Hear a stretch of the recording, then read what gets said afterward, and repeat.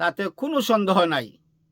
নিশ্চয় নিঃসন্দেহে এটা একটি ভালো আমল, এটা একটি উত্তম আমল, এটা আল্লাহর পছন্দনীয় একটা আমল, যেই আমলটা আল্লাহ রাব্বুল আলামিন বলে দিয়েছেন মহাগ্রন্থ আল কোরআনের সূরা আদ-দাহরের 8 এবং 9 নম্বর আয়াতের মধ্যে, যারা আল্লাহকে ভালোবেসে লিওয়াজহিল্লাহ, একমাত্র কেবলমাত্র আল্লাহর জন্য এই আমলটা করবে, এতিম মিসকিন এবং কারাবন্দীদেরকে খাবার প্রদান করবে, খাদ্য প্রদান করবে, নিঃসন্দেহে এটা একটা উত্তম এবং ভালো আমল।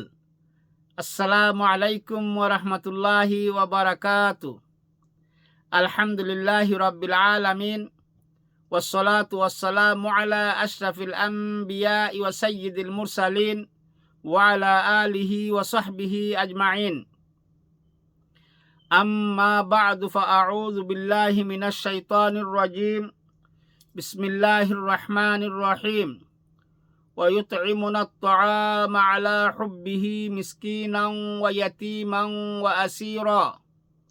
ইন্নামা নুতঈমুকুম লিওয়াজহিল্লাহি লা নুরিদু মিনকুম ওয়ালা জাযাআন ওয়ালা শুকুরা।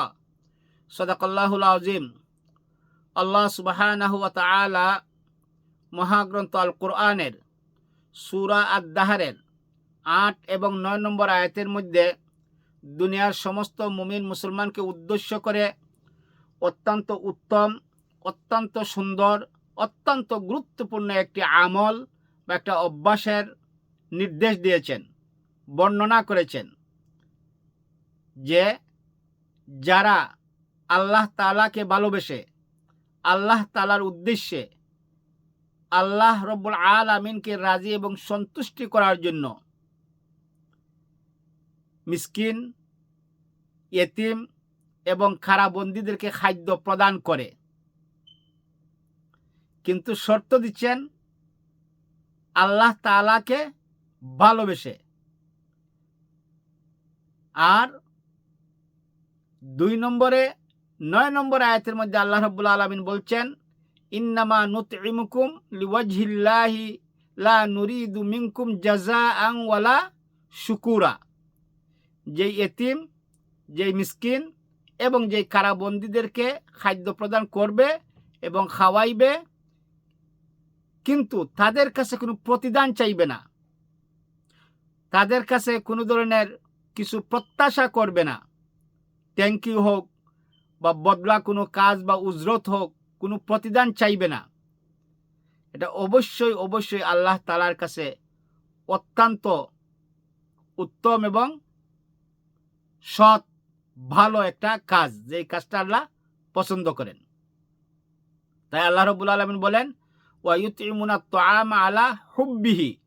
শর্ত হলো এই ইয়েতিম, মিসকিন এবং কারাবন্দীদেরকে খাওয়াইবে, আহার প্রদান করবে, খাদ্য প্রদান করবে, আলা হুব্বিহি, আল্লাহর প্রেমে পড়ে, আল্লাহর ভালোবাসার জন্য, আল্লাহর সন্তুষ্টি অর্জন করার জন্য। ইয়াতিমান, মিসকিনাং, ইয়াতিমাং ওয়া আসিরা, এই 3 ব্যক্তিকে, মিসকিন, ইয়েতিম এবং কারাবন্দীদেরকে। পরবর্তী আয়াতে আল্লাহ শর্ত দিচ্ছেন, ইন্নামা নুতঈমুকুম লিওয়াজহিল্লাহি লা নুরিদু মিনকুম জাযাআন ওয়ালা শুকুরা, এবং তাদের কাছ থেকে কোনো ধরনের শুকরিয়া, ধন্যবাদ, থ্যাংক ইউ, প্রতিদান কোনো কিছু প্রত্যাশা বা আশা করবে না। তাহলে বোঝা গেল, যদি কোনো মানুষ আল্লাহ তাআলাকে ভালোবেসে কোনো ইয়েতিম, মিসকিন, কারাবন্দী, গরিব, অসহায়কে খাদ্য প্রদান করে, আল্লাহ তাআলাকে ভালোবেসে, এবং এই ইয়েতিম, মিসকিন এবং কারাবন্দী, অসহায়দেরকে খাদ্য প্রদান করার পরে তাদের কাছে কোনো প্রত্যাশা করে না, কোনো জাযা চায় না, কোনো প্রতিদান চায় না, তাহলে অবশ্যই অবশ্যই এটা একটা উত্তম আমল, ভালো একটা অভ্যাস, আল্লাহ তাআলার পছন্দনীয় একটা অভ্যাস। তাইলে আসুন, আসলেও আমরা অনেকে গরিব, মিসকিন, অসহায়দেরকে সাহায্য সহযোগিতা করি, খাবার প্রদান করি, কিন্তু আমরা ভুলক্রমে হোক বা যেইভাবে হোক কোনো সময় তাদের কাছে কিছু চেয়ে যাই, প্রত্যাশা করি, প্রতিদান চাই। আপনার আমার এই খাবার, খাদ্য প্রদান করা, আহার প্রদান করা সব বিফলে চলে যাবে। আর যদি আল্লাহ তাআলাকে ভালোবেসে তাদের কাছে কোনো কিছু প্রত্যাশা না করে লিওয়াজহিল্লাহ, আল্লাহকে রাজি খুশি করার জন্য, আল্লাহ তাআলার কাছে কাল কিয়ামতের দিনে প্রতিদান পাওয়ার জন্য ওদেরকে খাবার বা আহার প্রদান করি, তো অবশ্যই অবশ্যই এটা হবে আপনার আমার জীবনের সবচেয়ে বড় উত্তম একটা আমল, ভালো একটা আমল, আল্লাহর পছন্দনীয় একটা আমল। আর অবশ্যই অবশ্যই আল্লাহ রাব্বুল আলামিন কাল কিয়ামতের দিন আপনাকে আমাকে এর জাযায়ে খায়ের দিবেন।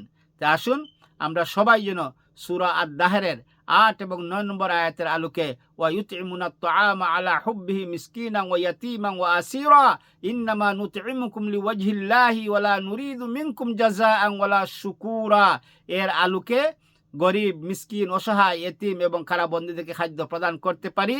আল্লাহ রাব্বুল আলামিন যেন আপনাকে আমাকে সবাইকে তৌফিক দান করেন। ওমা তৌফিকি ইল্লা বিল্লাহ।